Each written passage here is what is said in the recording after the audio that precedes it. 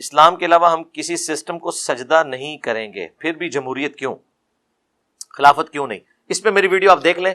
خلافت کا سسٹم پاکستان میں، ڈیموکریسی، اسلامک ڈیموکریسی جو ہے نا جی، وہ تو خلافت ہی ہے.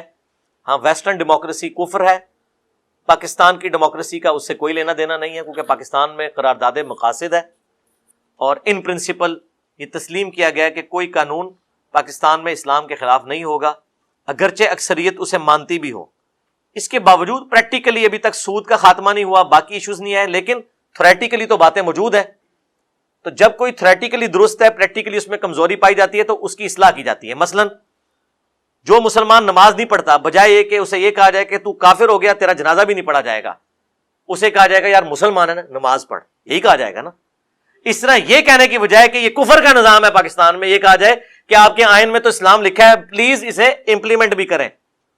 ابھی کل میں وہ چیف منسٹر پنجاب پرویز الہی صاحب کی سٹیٹمنٹ سن رہا تھا کہ میرے پاس ایک پورا نظام ہے، میں نے انشاءاللہ سود کا خاتمہ کر دینا ہے. بہت اچھی بات ہے جی.